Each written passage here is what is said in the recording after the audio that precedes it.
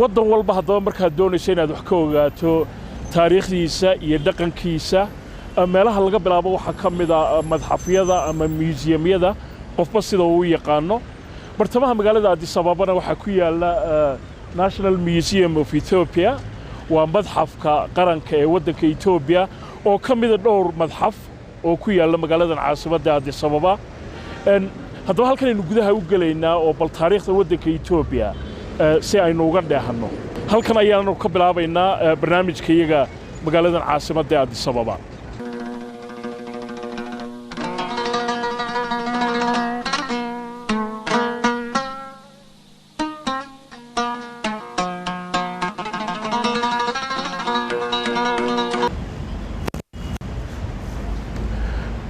متحف كان مكان قلينو وإذن كنا نلا داون دونتان وحسنا ذو البوص والداوشة تقبل كنا وقف ويسوق جرا دتك إثيوبيانكا يدتك دالحيسياشا فرها بدن لودن كي مادة سمر كاسي أيوغان دهدان تاريخ ودن كان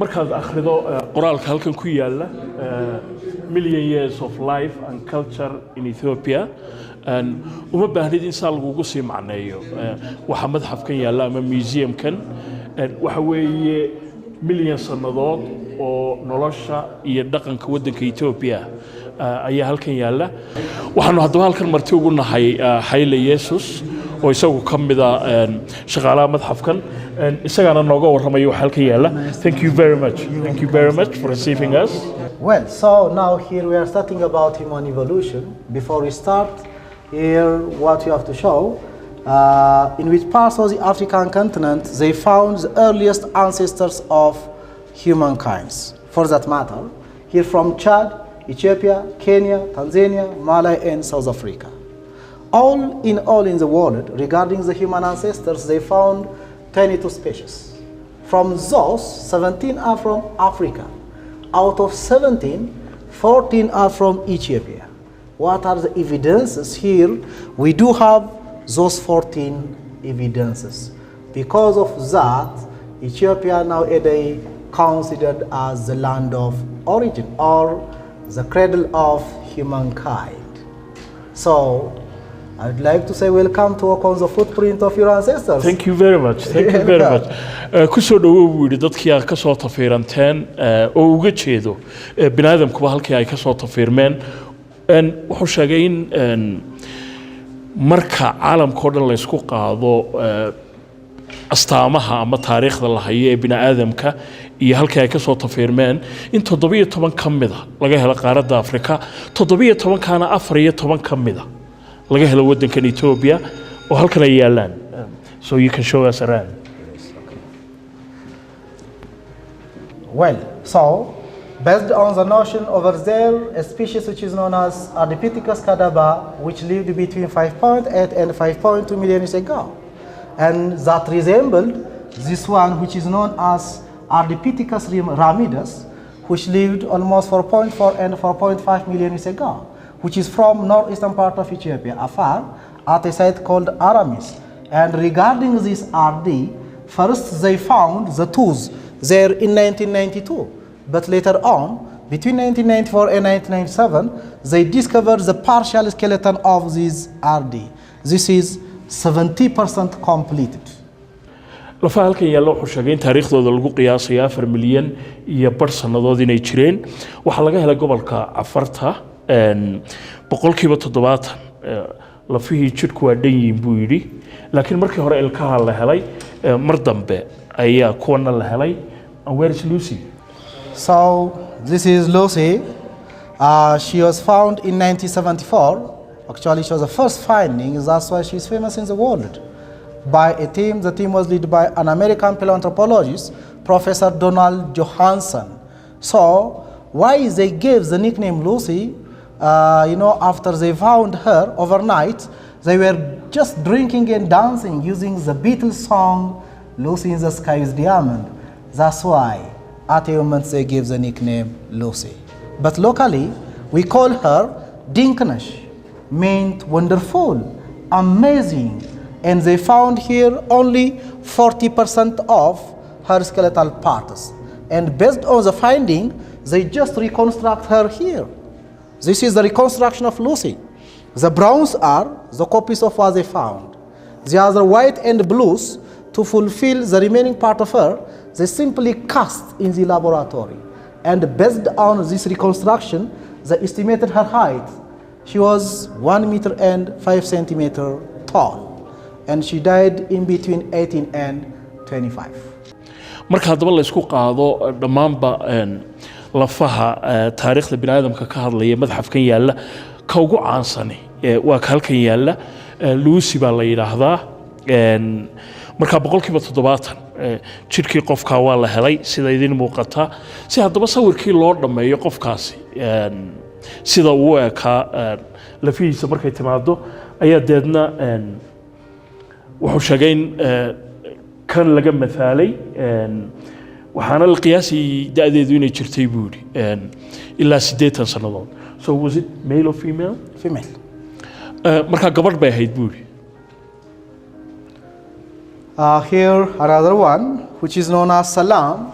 That was an imagination of Salam. her. That is, yeah, Salam. Okay. Peace. Shalom. Okay. Yeah. The name is called Salam, which is actually lived before Lucy. She lived before Lucy, 3.3 million years old. 3.3 million years ago.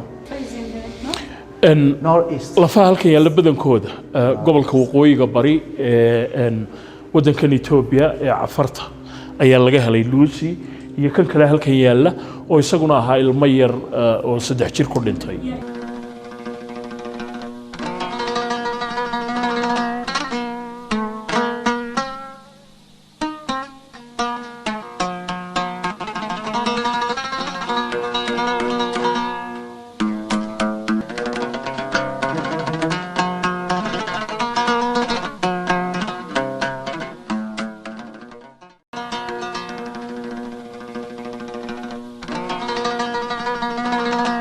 Of Stone Age time, Paleolithic Age, Mesolithic and Neolithic time. Old Stone Age, Middle Stone Age and New Stone Age time.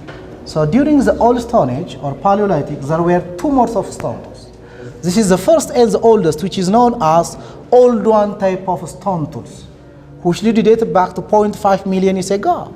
And for the first time, stone as a tool used by a species which is known as Australopithecus garhi, the first tool maker. And during the time, they used for chopping, to crush the bone, for eating the marrows from the bone. halkan waa dhagaxaantii weey dhagaxaantani ma aha dhagaxaan caadi ah waa kuwii ay u isticmaali jireen dadkii waagaan noolaa waa malaayiin sanadood ka hor in ay ku shaqaystaan oo tusaale ahaan ay wax ku googoostaan oo kale. So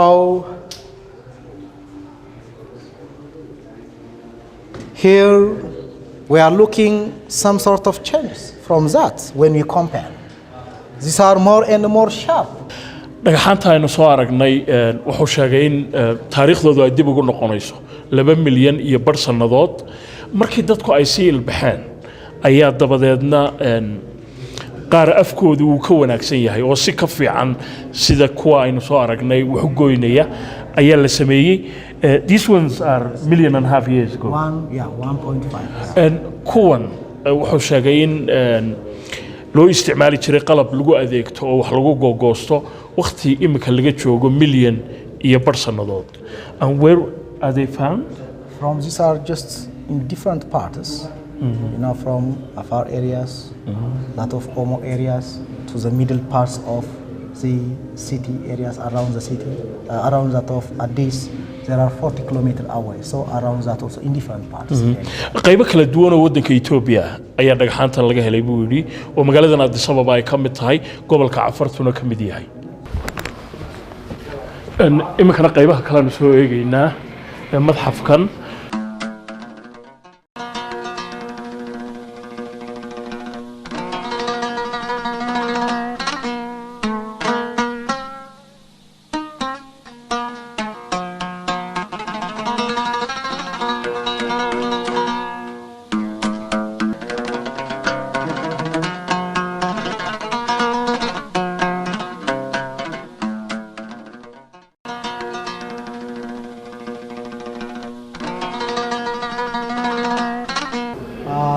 modern history section of Ethiopia, actually in general. The modern history started by Emperor Theodros, the one who ruled from 1855 up to 1868. So the modern history started by the king. Then Emperor Johannes, there is a portrait.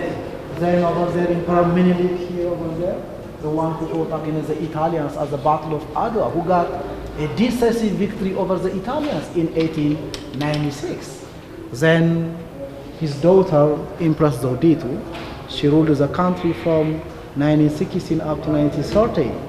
Finally, after the death of her, Emperor Haile Selassie became the king of Ethiopia from 1930 up to 1974. So the big throne belongs to Emperor Haile Selassie, which is a gift from the Indian communities who lived in the 1930s. They did here from cordial wood and ivory, and they just gave for the king for his dignity.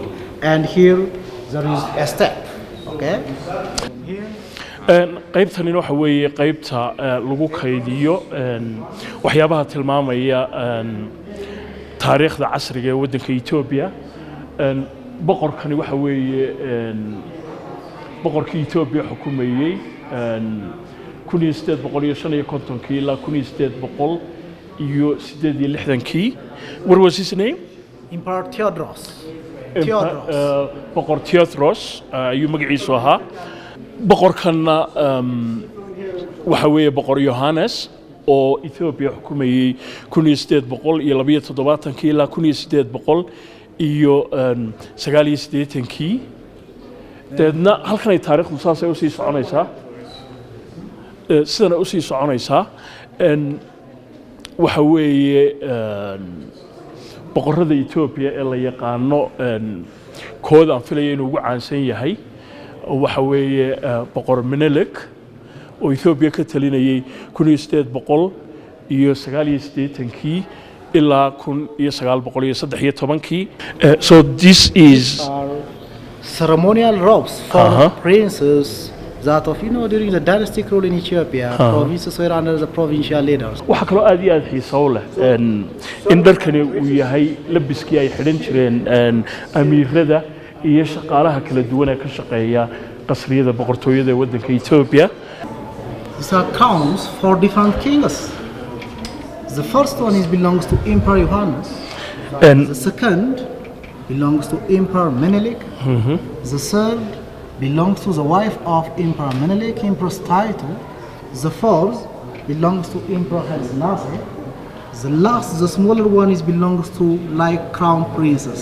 A position here we call it ras. And what are they made of? So, made of gold and diamond and other precious materials. And taajadkani waxa weeye kuwii ay qaadan jireen boqorradii kala dambeeyay waddanka Ethiopia. kaasi waa kii ugu horeeyay oo boqor Johannes ayaa ka xidhan jiray. And what about this one? The wife of Emperor Menelik. And xaaska boqor Menelik ayaa kana xidhan jirtay. waa taajka aadka u quruxda badan leh. Emperor Menelik. boqorka laftiisu taajkaas uu xidhan jiray. ka xagga dambe ka arkaysaana waxa weeye Haile Selassie oo isagu soo badhawaaday oo Ethiopia ka talinayay ilaa intii laga soo gaarayay sanadkii 1974 markaas oo ciidamadii militarigu ay boqortooyadii Ethiopia u dhameeyeen. kana waxa xidhan jiray amiirada oo qaadan jiray taajaan u xidhan jiray. dhammaantoodna waxay ka samaysan yihiin dahab iyo macdano kale oo aad iyo aad qaali u ah. kursigan waxaba ka wada weyn waxa lahaa boqor Haile Selassie oo sida uu ii sheegay ay ugu deeqeen jaaliyadii Hindida ee ku noolayd waddanka Ethiopia. sanadadii 1930 ayaa jaaliyadii Hindidu ay boqorka ugu deeqeen kursigu intuu leegiyo waa arkaysaan sida loo weyneynayay boqortooyada Ethiopia ayaad ka arki karaysaa sida kursiga laftiisu uu weyn yahay. markii haddaba boqortooyadii Ethiopia ay dhamaatay sanadkii 1974 ayaa talada waddanka waxa la wareegay ciidamadii militariga ahaa. boqorkii waxa gacantiisa uu ku baxay sida la tilmaamo Colonel Mengistu Haile Mariam oo isagu waddankan ka talinayay 1974 ilaa 1991 waqtigaasi 1991 dad fara badan waxay ku xusuustaan inuu ahaa markii uu dhacay madaxweynihii Soomaaliya Maxamed Siyaad Barre ee dawladdii dhexe Soomaaliya ay meesha ka baxday laakiin Ethiopia way ka badbaadeen sida Soomaaliya ay noqoto oo taladii wadanka waxa markii dambe taariikhdu way sii soconaysaa la wareegay jabhadihii la dagaalamayay Mengistu Haile Mariam ee xukunka ka riday hogaamiyihii Ethiopia Mala Zenawi oo geeriyooday sanadkii 2012 ayaa isagana sawirkiisu halkan uu ka muuqdaa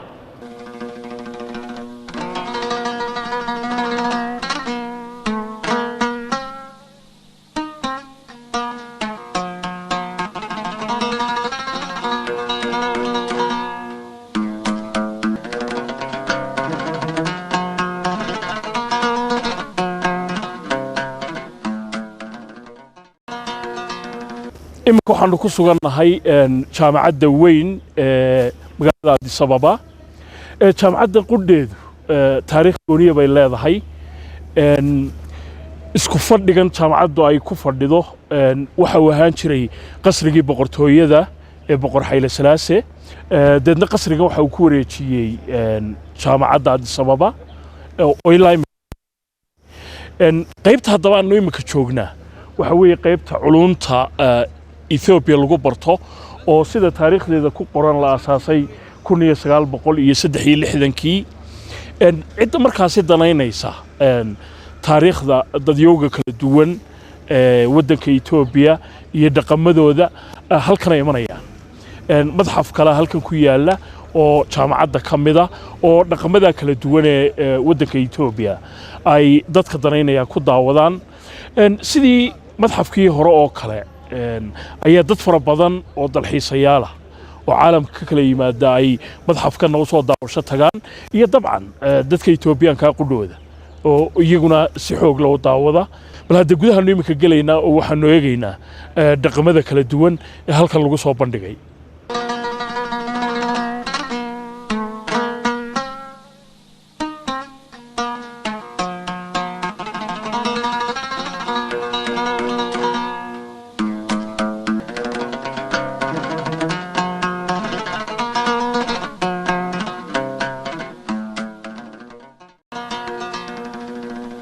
Thank you very much. Welcome. Museum kan ama madxaf kan Fitson baan wadaya mana aha oo kaliya in arkaysaan madxaf qasrigii boqor Haile Selassie weeye halkani ee uu ku noolaan jiray In 1868, the Ethiopian king called Theodros used to write letter to Queen Victoria of England, asking her to send him educated manpower so that he could modernize his country.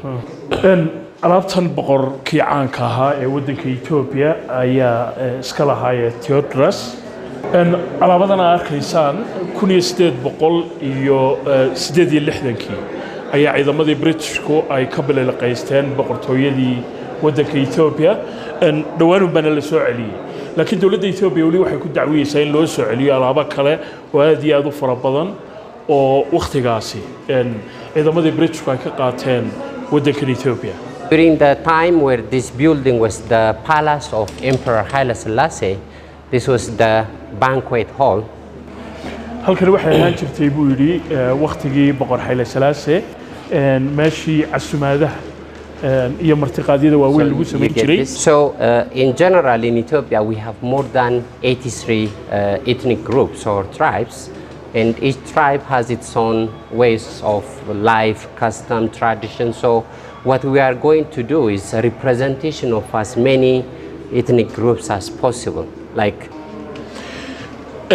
waddanka Ethiopia waxa ku wada nool quruumo lagu qiyaasay ilaa 83 inay ka kooban yihiin marka dhaqamadoodii iyo waxyaabaha isticmaalaan ayaa qaybta lagu soo bandhigaa So we have going through childhood. Now this happens when a child reaches the age of education before the beginning of modern school. a child will have to go to the mosque or to the church. intaan caruurta la geynin dugsiyada ama iskuullada casriga ah sida Soomaalida oo kale ayaa malcaamadaha la geeyaa quraankii la baraa haddii ay masiixiyiin markaa Bible-ka ama diinta masiixiga la baraa laakiin arrinta aad iyo aad ka xiisaa u leh waxa weeye oo aan filayo qaar fara badan oo idinka mid inay xusuusan yihiin waa looxii malcaamadda lagu baran jiray iyo khadkii lagu qori jiray oo uu sheegay in marka khadka la maydho dabadeedna ardaydu ay cabbi jireen iyagoo markaa rumaysan buu in cilmigii looxan ku qoraa uu ardayga si fiican ugu daadegayo. Adult, there are different things, like there will be circumcisions or scarifications, but in the case of the Hammer tribe, a child who initiates to become adult is supposed to run across the back of a cattle.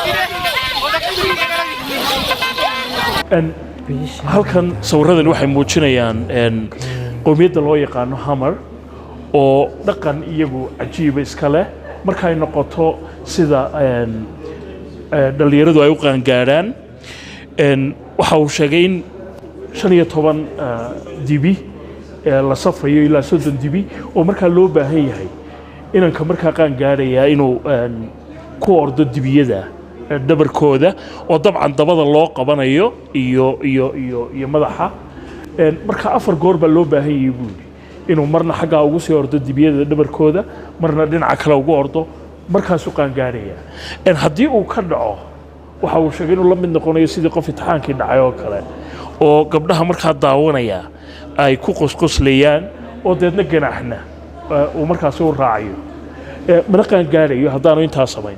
To King Solomon, and in the 4th century Christianity came to Ethiopia, and everywhere you go in Ethiopia you could see a mosque being built like this.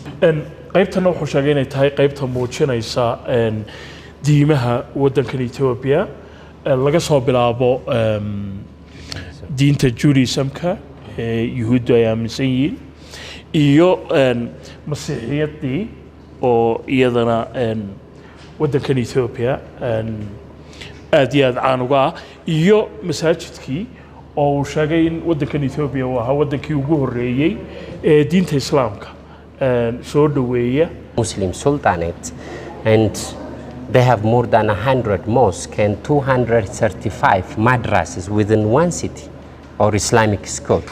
So because of that, some consider Harar as the 4th holy city in Islamic religion next to Mecca, Medina and Jerusalem. waxaa imika loo soo galay magaalada Harar oo ah magaalada intiina saa u garanaynin magaceeda aan wato waa magaalo aabahay ku koray Allah u naxariistay yaraantiisii waxay qalabkani muujinayaan qalabkii lagu xaragoon jiray ee dadka Hereriyiintu ay isticmaali jireen. magaalada Hererna sida uu inoo sheegay waxay caan ku tahay oo gidaarkeeda taariikhiga ku dhex yaala ilaa 100 masaajid iyo ilaa 230 madrasadood oo caana oo ku diinta Islaamka lagu barto.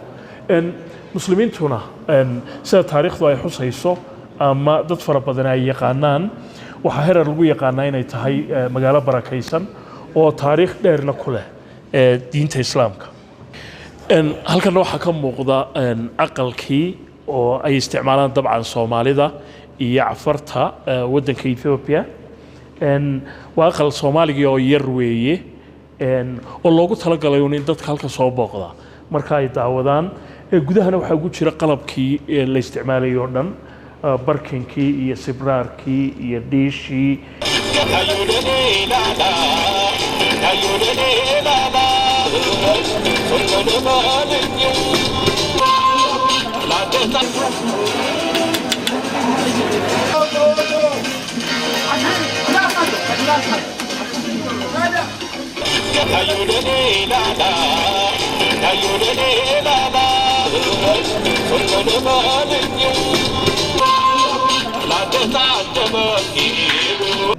halkanna waxa yaala qalabka loo isticmaalo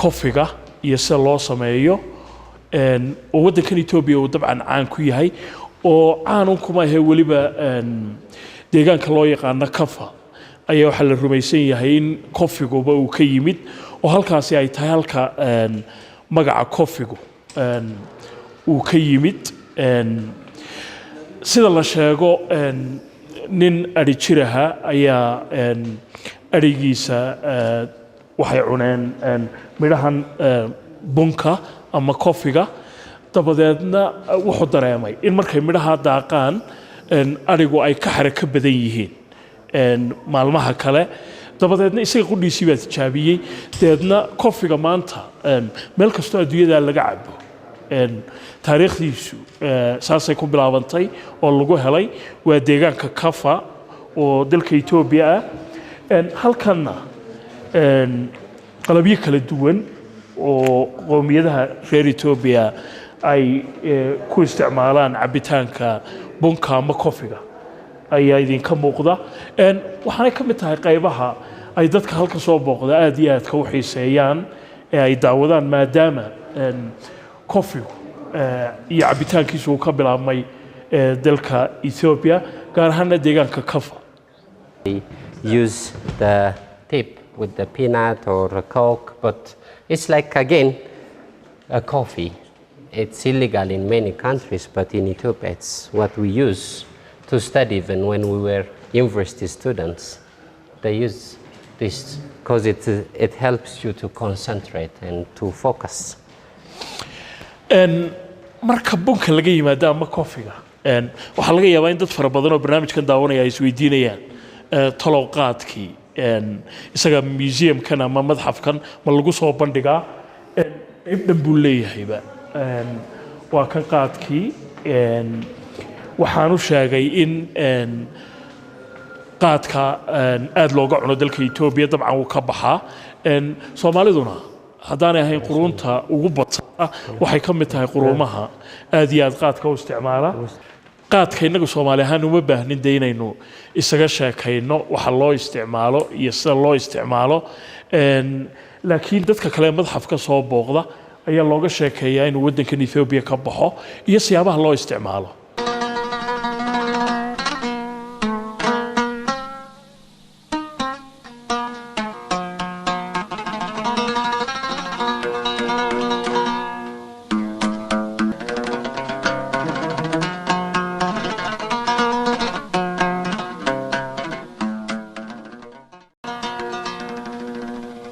So far we've seen childhood, adulthood, and the life in Ethiopia, and this is the third part, days, and burial structures when someone died in the country, okay? markaynu soo aragnay qaybtii ku saabsaneed caruurnimada iyo sida bulshooyinka waddanka Ethiopia qaarkood ay yeelaan marka qofku uu qaan gaarayo iyo waxyaabaha kale nolosha ay u isticmaalaan qaybtanna waxay ku saabsan tahay geerida markay dadku dhintaan iyo qoomiyadaha reer Ethiopia qaarkood waxyaabaha marka ay sameeyaan. So over here we have just one example of a burial structure. Like the many differences in life, the way people depict the days is also different. So from this up to that point is a story of one person, and this is what has been erected on his grave. qaybtan waxay ku saabsan tahay mid ka mid ah qoomiyadaha reer Ethiopia ee koonfurta waddanka ku nool ayaa qofku marka uu dhinto taariikhdiisu way sii socotaa xabaashiisa ayaa laga matalayaa oo lagu dul samaynayaa farshaxankan oo kale qofka dhintay xabaashiisa farshaxankan iyo looxyadan la qoray ayaa lagu dul samaynayaa wuxuu ii sheegay in ninka marka xabaasha ku aasani uu yahay ninkan dhexe oo labadan ku xigaana ay xaasaskiisa yihiin waxaana muujinaysa buu yidhi oo farshaxankan lagu muujinayaa dhagaha ama wasaakhyada uu xidhan yahay oo muujinaysa inta xaas markaa qofka xabaasha ku aasani uu lahaa qolyahan hareeraha ka xiga haddaad u haysato carruurtiisii inay yihiin inuu ka tegey maaha carruurtiisii waa dadkii ninka xabaashan ku aasanay uu laayay halkan waxaa ka muuqda xayawaankii ama xayawaanadii ugu khatarsanaa ee ninkaasi uu dilay marka taariikhdii qofka oo dhan ayaa xabaashiisa ka dul muuqanaysa waayadii hore asaa la samayn jiray laakiin hadda waxaa la ii sheegay inaan la samaynin laakiin xabaalaha bahalihii ku dhegsanaa sidana ahaayoo kale lagu xafiday madxafyada uu kani ka mid yahay si markaa taariikhdaasi aanay u dabargoyn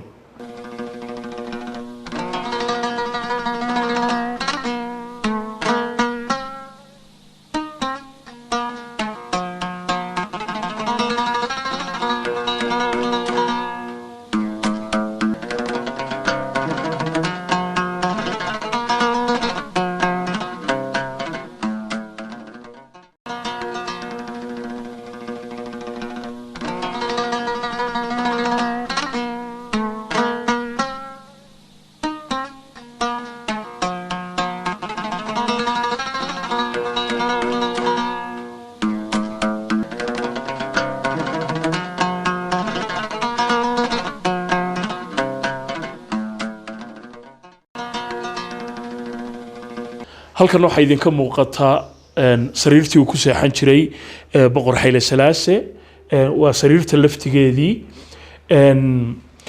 magaca boqorka ayaana ku qoran furaashka iyo sariirta madaxeedaba kursiga ku fadhiisan jiray halkaana waxaa ka muuqda xafiis ahaan kursigii iyo miiskii uu isticmaali jiray iyo dabcan sawirkii boqorka laftiisa oo aad iyo aad u weyn oo isaguna halkaa ka muuqda waxaa la odhan karaa wuxuu ahaa maqsin ama qol istaahilayay inuu boqor seexdo dabcan dee waqtigii waa isbedelay farsamadiina waa isbedeshay laakiin waqtigiisii wuxuu ahaa qolka ugu sarreeya markaa boqor Hayle Salaase. His closet, we could see some salon collection gifts for him from different parts of the world, including Russia, Japan, Ghana, Greek, and many countries like Burma, Yugoslavia. Just these are a salon collection gifts.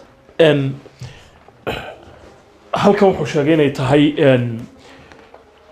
kabadhkii weynaa ee dharka uu ku ridan jiray boqor Hayle Salaase halkan waxaa ka muuqda qaar ka mid ah uniformskii ama labiskii boqor Hayle Salaase uu qaadan jiray dushana waxaa lagu kaydiyey oo yaala qaar ka mid ah hadiyadihii boqorka laftiisa uu ka soo qaatay meelo fara badan oo caalamka oo Japan ay ka mid tahay ruushku ay ka mid yihiin Ghana ay ka mid tahay waxaa si aad iyo aad ii xiisa geliyay albaabkan oo u muuqda inuu yahay kabadh dharka lagu rito laakiin marka la furo ma aha kabadh caadi ah haddii xaalku xumaado boqorku wuxuu ugu talagalay inuu halkan ka baxo markaa waa albaab deedna sallaan baa laga degayaa deedna boqorku iyadoon cidina ogaan buu halkaa ka baxayaa saasaa loogu talagalay laakiin waxaa loo ekaysiiyey muuq ahaan kabadhadan kale caadiga ah